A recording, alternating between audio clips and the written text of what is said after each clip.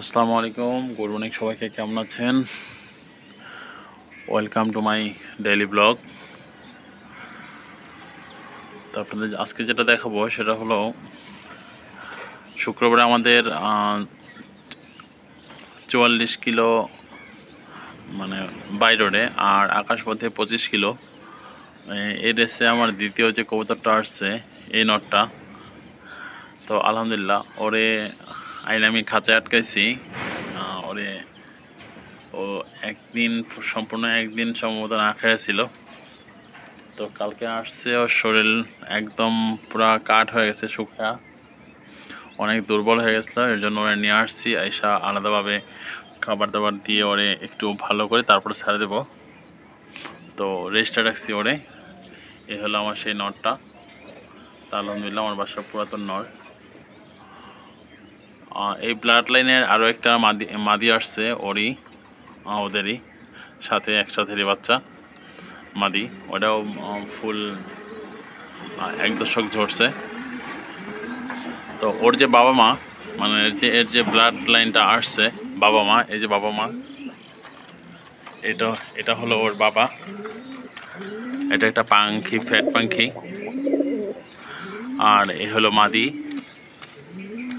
তো আলহামদুলিল্লাহ নরমাদির চোখ খুব সুন্দর, ফ্যাট পাখি যে হালকা ভাইব্রেশন করতেছে যেটা দেখা যাচ্ছে।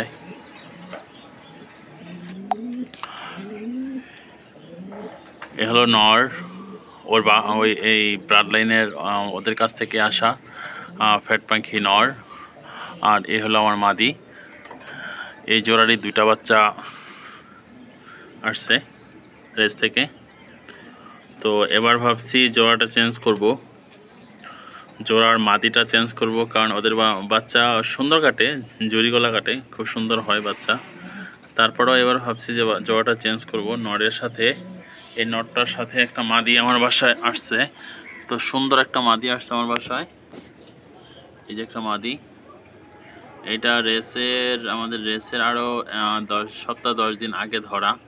তো এটার সাথে জোড়া পাইনি, মাতে কোনো ট্যাগ নাই, কোনো সিল চাপ্পর কোনো কিছু নাই, শুধু একটু রং আছে বুকের মধ্যে।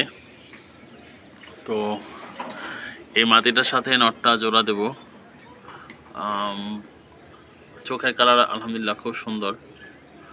তো যদি সব ঠিক থাকে ইনশাল্লাহ বাচ্চা খুব সুন্দর কাটবে আশা করি। পরবর্তীতে নেক্সট ইয়ারের রেসে হয়তো এই কবুতরগুলো দেওয়া যেতে পারে। কালার খুব সুন্দর আছে, চোখটাও খুব সুন্দর। মাদিটা যে কেউ হয়তো বা ছেড়ে দিয়ে গেছে, তার বাসায় পৌঁছায় নাই। আর এটা রিটার্ন দেওয়ার মতো কোনো ট্যাগ বা কোনো সিল এরকম কিছুই নাই, তাহলে হয়তো ক্লাবের হইলে ক্লাবে ফোন করে দিয়ে দিতে পারতাম। ওরকম কিছু পাইনি আমি।